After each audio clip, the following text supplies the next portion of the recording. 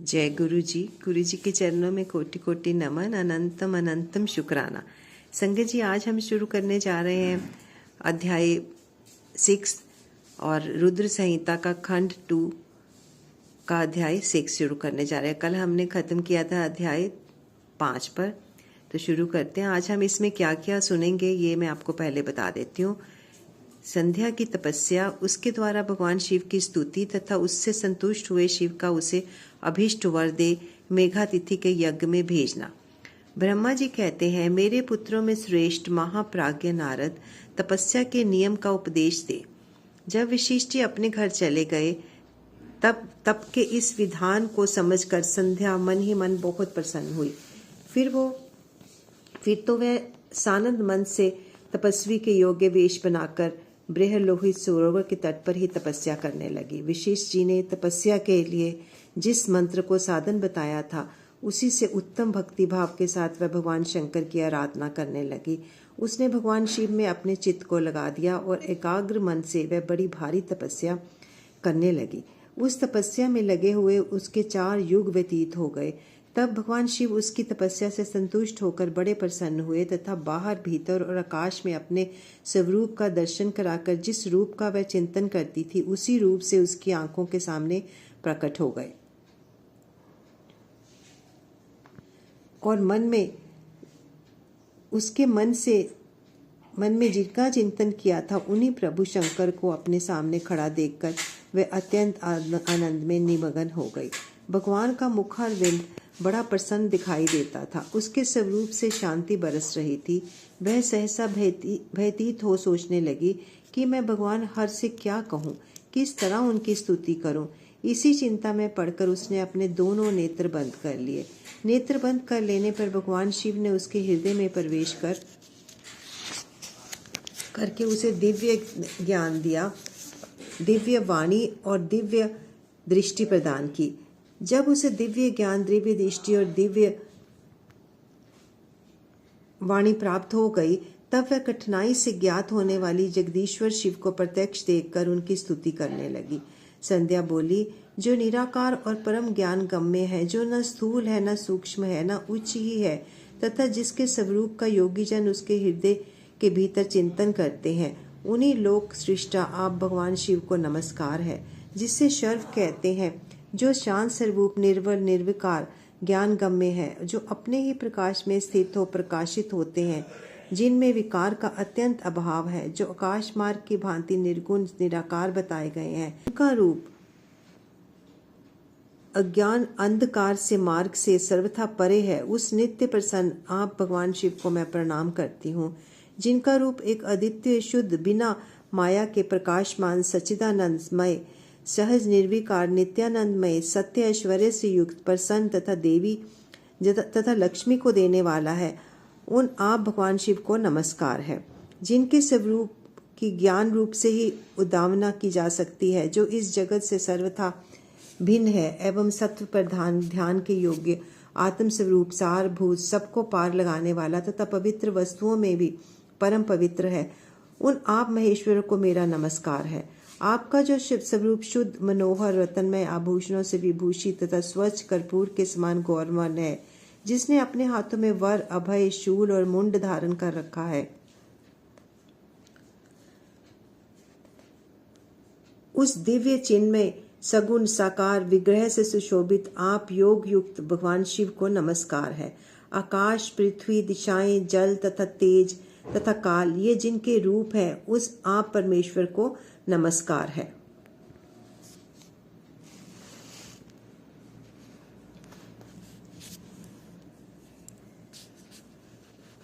प्रधान यानी प्रकृति और पुरुष जिनके शरीर रूप से प्रकट हुए हैं, अर्थात वे दोनों जिनके शरीर हैं, इसलिए जिनका यथार्थ रूप अव्यक्त बुद्धि आदि से परे है, उन भगवान शंकर को बारंबार नमस्कार है। जो ब्रह्मा होकर जगत की सृष्टि करते हैं, जो विष्णु होकर संसार का पालन करते हैं तथा जो रुद्र होकर अंत में इस सृष्टि का संहार करेंगे, उन्हीं आप भगवान सदाशिव को बारंबार नमस्कार है। जो कारण के भी है कारण है। दिव्य अमृत रूप ज्ञान तथा अणिमा आदि ऐश्वर्य प्रदान करने वाले हैं। समस्त लोकांतरों का वैभव देने वाले हैं। स्वयं प्रकाश रूप तथा प्रकृति से परे है। उन परमेश्वर शिव को नमस्कार है, नमस्कार है।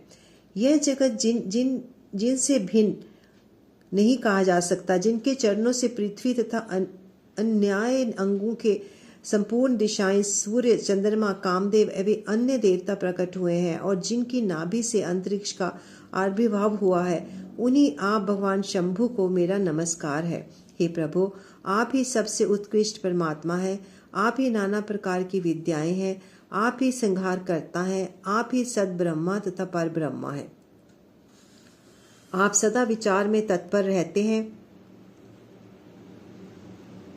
जिनका न आदि है न अंत है, आदि है न मध्य है और ना ही अंत है, जिनमें सारा जगत उत्पन्न हुआ है तथा जो मन और वाणी के विषय नहीं है, उन महादेव जी की स्तुति मैं कैसे कर सकूंगी। ब्रह्मा आदि देवता तथा तपस्या के धनी मुनि भी जिनके रूपों का वर्णन नहीं कर सकते, उन्हीं महेश्वर का वर्णन अथवा सत्वन में कैसे कर सकती हूँ। प्रभु, आप निर्गुण हैं। मैं मूढ़ स्त्री आपके गुणों को कैसे जान सकती हूँ। आपका रूप तो ऐसा है जिसे इंद्र सहित संपूर्ण देवता और असुर भी नहीं जानते। हे महेश्वर,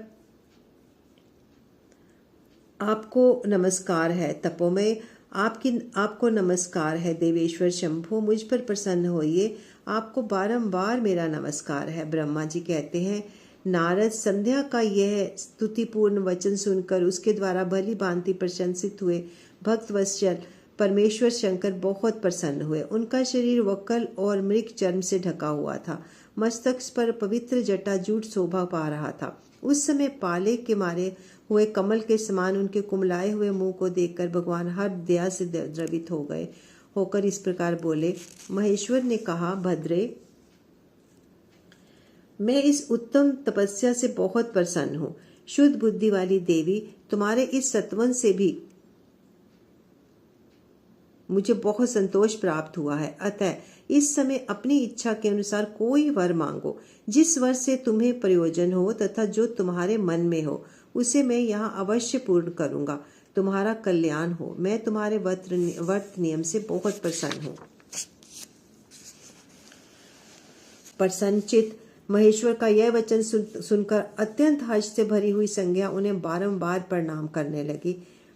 प्रणाम करके बोली, महेश्वर, यदि आप मुझे प्रसन्नता पूर्वक वर देना चाहते हैं, यदि मैं वर पाने के योग्य हूँ, यदि पाप से शुद्ध हो गई हूँ तथा देव, यदि इस प्रकार आप मेरी तपस्या से प्रसन्न हैं, तो मेरा मांगा हुआ यह पहला वर सफल करें। हे देवेश्वर, इस आकाश में पृथ्वी आदि किसी भी स्थान में जो प्राणी है, वे सब के सब जन्म लेते ही काम भाव से युक्त ना हो जाएं। हे नाथ, मेरी सकाम दृष्टि कहीं न पड़े। मेरे जो पति हों, वे भी मेरे अत्यंत सुहृदय हों। पति के अतिरिक्त जो भी पुरुष मुझे सकार भाव से देखे, उनके पुरुष तत्व का नाश हो जाए, यह तत्काल नपुंसक हो जाए। निष्पाप संध्या का यह वचन सुनकर प्रसन्न हुए भक्त वत्सल शंकर ने कहा, देवी संध्या, सुनो। भद्रे, तुमने जो जो वर मांगा है, वह सब तुम्हारी तपस्या से संतुष्ट होकर मैंने दे दिया। प्राणियों के जीवन में मुख्यतः 4 अवस्थाएं होती हैं। पहली शैशव अवस्था, दूसरी कौमार अवस्था, तीसरी यौवना अवस्था और चौथी वृद्धावस्था। तीसरी अवस्था प्राप्त होने पर देहधारी जीव काम भाव से युक्त होंगे। कहीं कहीं दूसरी अवस्था के अंतिम भाग में भी प्राणी सकाम हो जाएंगे। तुम्हारी तपस्या के प्रभाव से मैंने जगत में सकाम भाव के उदय की मर्यादा स्थापित कर दी है, जिससे देहधारी जीव जन्म लेते ही कामासक्त ना हो जाएं। तुम भी इस लोक में वैसे दिव्य सती भाव को प्राप्त करो, जैसे तीनों लोकों में दूसरी किसी स्त्री के लिए संभव नहीं होगा। प्राणी ग्रहण करने वाले पति के सिवा जो कोई भी पुरुष सकाम होकर तुम्हारी ओर देखेगा, वह तत्काल नपुंसक होकर दुर्बलता को प्राप्त हो जाएगा। तुम्हारे पति महान तपस्वी तथा दिव्य रूप से संपन्न एक महाभाग महर्षि होंगे, जो तुम्हारे साथ 7 कल्पों तक जीवित रहेंगे। तुमने मुझमें जो वर मांगे थे, वे सब मैंने पूर्ण कर दिए। अब मैं तुमसे एक दूसरी बात कहूंगा, जो पूर्ण जन्म से संबंध रखती है। तुमने पहले से ही यह प्रतिज्ञा कर रखी है कि मैं अग्नि में अपने शरीर को त्याग दूंगी। इस प्रतिज्ञा को सफल करने के लिए मैं तुम्हें एक उपाय बताता हूँ, तुम निस्संदेह करो। मुनिवर, मेघातिथि का एक यज्ञ चल रहा है जो 12 वर्षों तक चालू रहने वाला है। उसमें अग्नि पूर्णतः प्रज्वलित है। तुम बिना विलंब किए उसी अग्नि में अपने शरीर का उत्सर्ग कर दो। उस पर्वत की उपत्यका में चंद्रभागा नदी के तट पर तापसा आश्रम में मुनिवर मेघातिथि महायज्ञ का अनुष्ठान करते हैं। तुम स्वच्छंदता पूर्वक वहां जाओ। मुनि तुम्हें वहां देख नहीं सकेंगे। मेरी कृपा से तुम मुनि की अग्नि की से प्रकट हुई पुत्री होगी। तुम्हारे मन में जिस किसी स्वामी को प्राप्त करने की इच्छा हो उसे हृदय में धारण कर उसी का चिंतन करते हुए तुम अपने शरीर को उस यज्ञ की अग्नि में होम दो। हे संध्या, जब तुम इस पर्वत पर 4 युगों तक के लिए कठोर तपस्या कर रही थी, उन्हीं दिनों उस चतुर्थी का सत्य युग बीत जाने पर क्रेता के प्रथम भाग में प्रजापति दक्ष के बहुत सी कन्याएं हुई। उन्होंने अपनी उन सुशीला कन्याओं का यथा योग्य वरों के साथ विवाह कर दिया। उनमें से 27 कन्याओं का विवाह उन्होंने चंद्रमा के साथ किया। चंद्रमा अन्य सब पत्नियों को छोड़कर केवल रोहिणी से प्रेम करने लगे। इसके कारण क्रोध से भरे हुए दक्ष ने जब चंद्रमा को श्राप दे दिया तब समस्त देवता उसके पास गए, परंतु संदेह तुम्हारा मन तो मुझ में लगा हुआ था, अतः तुमने ब्रह्मा जी के साथ आए हुए उन देवताओं पर दृष्टिपात ही नहीं किया। तब ब्रह्मा जी ने आकाश की ओर देखकर और चंद्रमा पुनः अपने स्वरूप को प्राप्त करे यह उद्देश्य मन में रख के उन्हें श्राप से छुड़ाने के लिए एक नदी की सृष्टि की जो चंद्र या चंद्रभागा नदी के नाम से विख्यात हुई। चंद्रभागा के प्रादुर्भाव काल में ही महर्षि मेघातिथि तथा उपस्थित हुए थे। तपस्या के द्वारा उनकी समानता करने वाला ना कोई हुआ है, ना है और ना ही होगा। उन महर्षि ने महान विधि विधान के साथ दीर्घ काल तक चलने वाले ज्योतिष्टक नामक यज्ञ का आरंभ किया। उसमें अग्निदेव पूर्ण रूप से प्रज्वलित हो रहे हैं। उसी आग में तुम अपने शरीर को डाल दो और परम पवित्र हो जाओ। ऐसा करने से उस समय तुम्हारी यह प्रतिज्ञा पूर्ण हो जाएगी। इस प्रकार संज्ञा को उनके हित का उपदेश देकर देवेश्वर भगवान शिव वहीं से अंतर्ध्यान हो गए। अध्याय 6 की समाप्ति। अध्याय 7 आरंभ करते हैं संगत जी।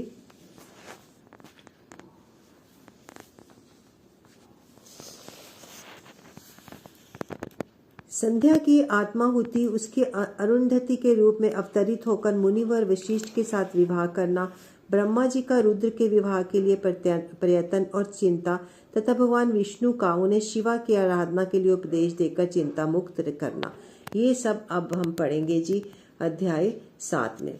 हम पढ़ रहे हैं जी रुद्र संहिता का खंड 2 भाग 2 और अध्याय 7 अब शुरू कर रहे हैं हम। ब्रह्मा जी कहते हैं, हे नारद, जब वर देकर भगवान शंकर अंतर्ध्यान हो गए तब संज्ञा भी उसी स्थान पर गई जहां मुनि मेघातिथि यज्ञ कर रहे थे।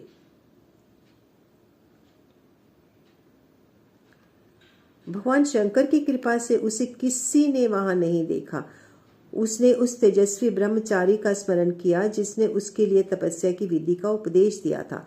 महामुनि, पूर्व काल में महर्षि वशिष्ठ ने मुझ परमेष्ठी की आज्ञा से एक तेजस्वी ब्रह्मचारी का वेश धारण करके उस तपस्या करने के लिए उपयोगी नियमों का उपदेश दिया था। संध्या अपने को तपस्या का उपदेश देने वाले उन ब्रह्मचारी ब्राह्मण वशिष्ठ को पति रूप में अपने मन में रखकर उस महायज्ञ में प्रज्वलित अग्नि के समीप गई। उस समय भगवान शंकर की कृपा से मुनियों ने उसे नहीं देखा। ब्रह्मा जी की यह पुत्री बड़े हर्ष के साथ उस अग्नि में प्रविष्ट हो गई।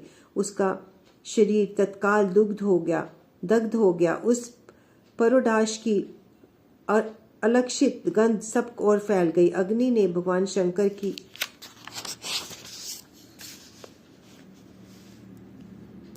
आज्ञा से उसके सब सुवर्ण जैसे शरीर को जलाकर शुद्ध करके पुनः सूर्य मंडल में पहुंचा दिया।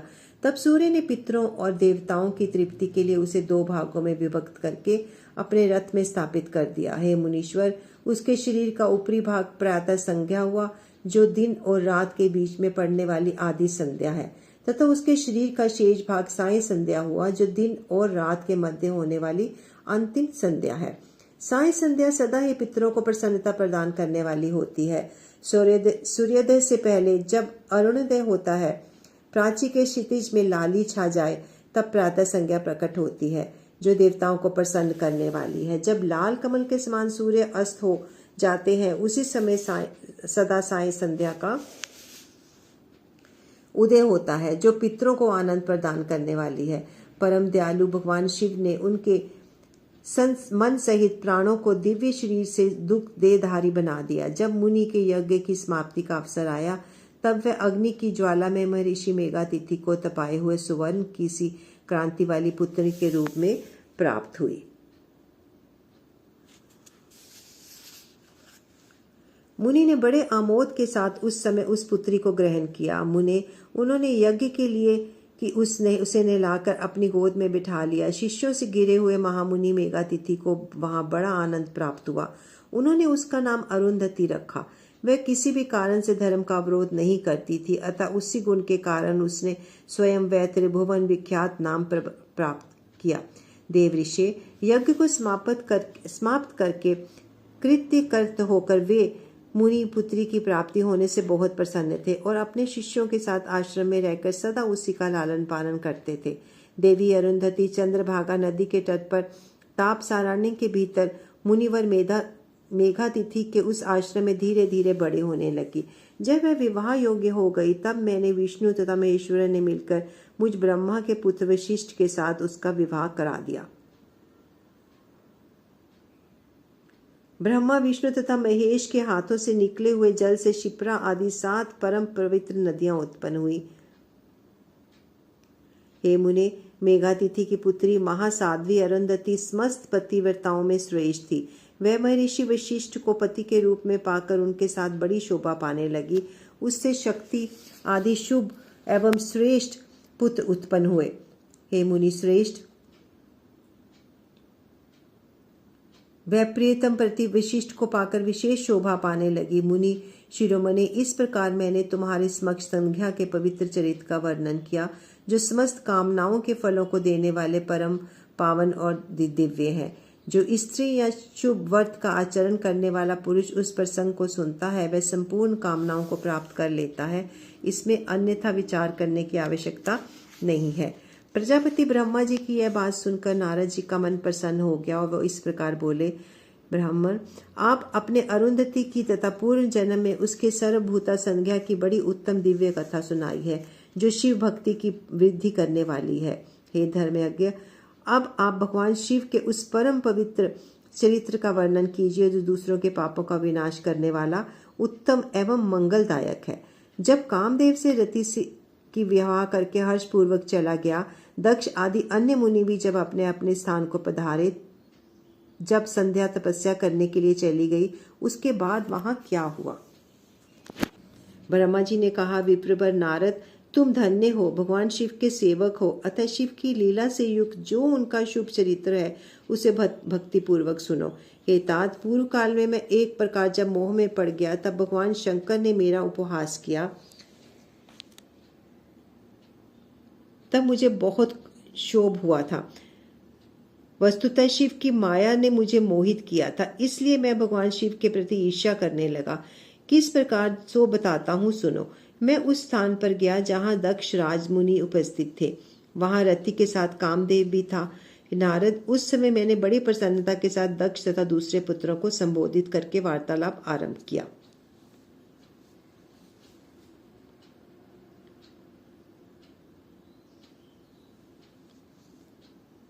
उस वार्तालाप के समय मैं शिव की माया से पूर्णतः मोहित था।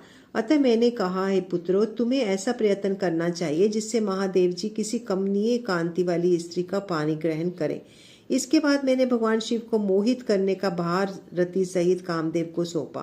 कामदेव ने मेरी आज्ञा मानकर कहा, हे प्रभु, सुंदर स्त्री ही मेरा अस्त्र है, अतः शिव जी को मोहित करने के लिए किसी नारी की सृष्टि कीजिए। यह सुनकर मैं चिंता में पड़ गया और लंबी सांस खींचने लगा।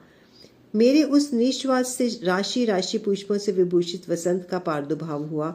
वसंत और मलयानिल ये दोनों मदन के सहायक हुए। उसके साथ जाकर कामदेव ने वामदेव को मोहने की बारंबार चेष्टा की, परंतु उसे सफलता ना मिली।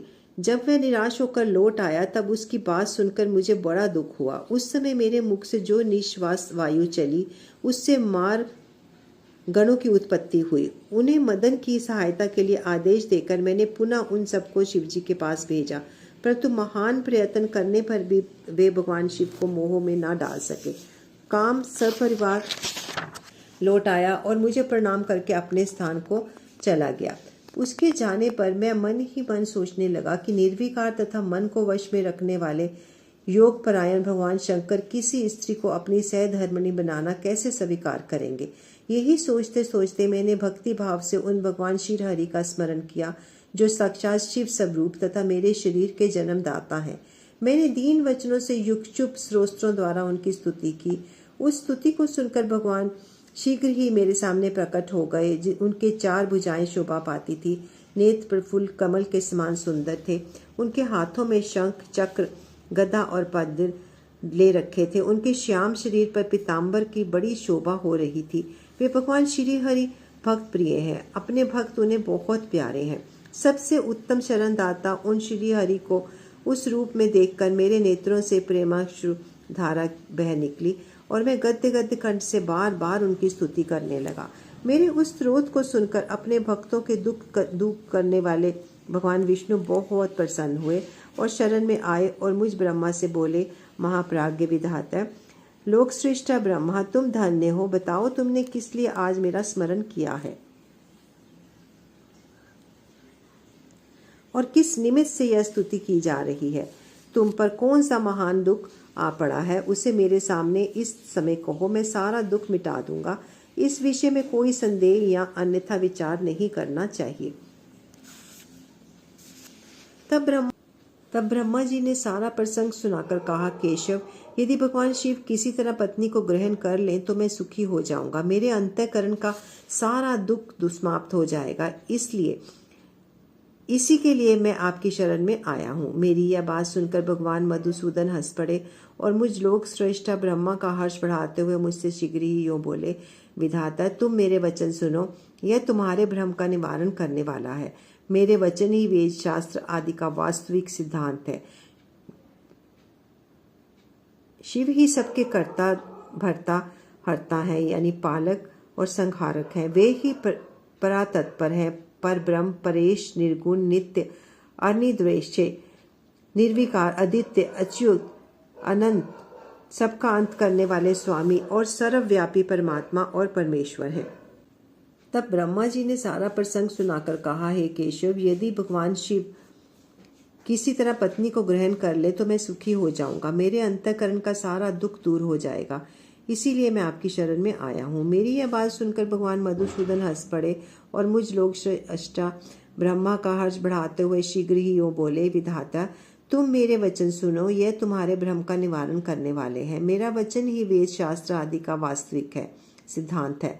शिव ही सबके कर्ता भरता है और संहारक है। वे ही परातत्पर, परब्रह्म, परेश, निर्गुण, नित्य, अनिदृश्य, निर्विकार, अद्वितीय, अच्युत, अनंत, सबका अंत करने वाले स्वामी और सर्वव्यापी परमात्मा एवं परमेश्वर है।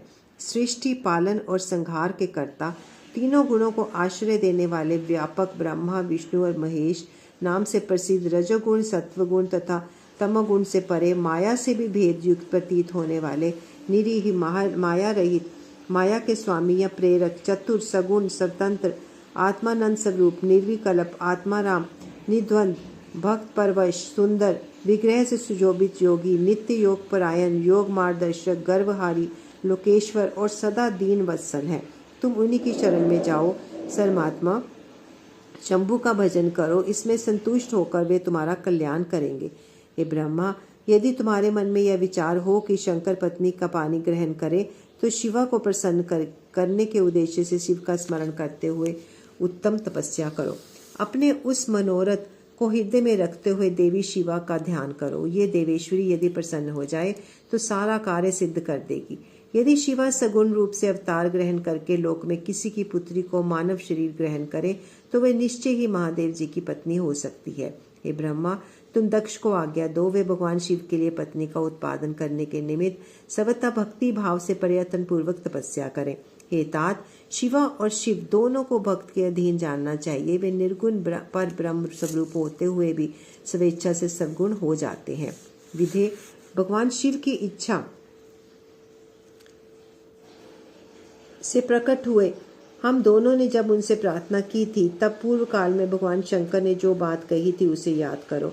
हे ब्रह्मा, अपनी शक्ति से सुंदर लीला विहार करने वाले निगुण शिव में स्वेच्छा से सगुण होकर मुझको और तुमको प्रकट करने के पश्चात तुम्हें और सृष्टि कार्य करने का आदेश दिया, और उमा सहित उन अविनाशी सृष्टिकर्ता प्रभु ने मुझे उस सृष्टि के पालन का कार्य सौंपा। फिर नाना लीला विशारद उन दयालु स्वामी ने हंसकर आकाश की ओर देखते हुए बड़े प्रेम से कहा, विष्णु, मेरा उत्कृष्ट रूप इन विधाता के अंग से इस लोक में प्रकट होगा, जिसका नाम रुद्र होगा। रुद्र का रूप ऐसा ही होगा जैसे मेरा है, वह मेरा पूर्ण रूप होगा। तुम दोनों को सदा उसकी पूजा करनी चाहिए, और वह तुम दोनों के संपूर्ण मनोरथों की सिद्धि करने वाला होगा। वही जगत का प्रलय करने वाला होगा। वह समस्त गुणों का दृष्टा, निर्विशेष एवं उत्तम योग का पालक होगा। यद्यपि तीनों देवता मेरे ही रूप है, तथापि विशेषतः रुद्र मेरा पूर्ण रूप होगा। हे पुत्रों, देवी उमा के भी 3 रूप होंगे। एक रूप का नाम लक्ष्मी होगा, जो इन श्रीहरि की पत्नी होगी। दूसरा रूप ब्रह्म पत्नी सरस्वती है। तीसरा रूप सती के रूप नाम से प्रसिद्ध होगा। सती उमा का पूर्ण रूप होगी, वे ही भावी रुद्र की पत्नी होगी। ऐसा कहकर भगवान परमेश्वर हम पर कृपा करने के पश्चात वहां से अंतर्ध्यान हो गए। हम दोनों सुखपूर्वक अपने अपने कार्यों में लग गए। ब्रह्मा, समय पाकर मैं तुम दोनों को सपत्नीक हो गए साक्षात भगवान शंकर रुद्र नाम से अवतीर्ण हुए। वे इस समय कैलाश पर्वत पर निवास करते हैं। ब्रजेश्वर, अब शिवा भी शक्ति नाम से अवतीर्ण होने वाली है, अतः तुम्हें उनके उत्पादन के लिए यत्न करना चाहिए। ऐसा कहकर मुझ पर बड़ी भारी दया करके भगवान विष्णु अंतर्ध्यान हो गए, और मुझे उनकी बातें सुनकर बड़ा आनंद प्राप्त हुआ। अध्याय 10 की समाप्ति। आज हमने पढ़े हैं जी 7, 8, 9, 10। तो संगत जी यहीं पर विराम देते हैं, गुरु जी से आज्ञा ले लेते हैं। ओम नमः शिवाय। शिव जी सदा सहाय। ओम नमः शिवाय। गुरु जी सदा सहाय। जय गुरु जी। शुक्राना गुरु जी, लाख लाख सवारी शुक्राना गुरु जी।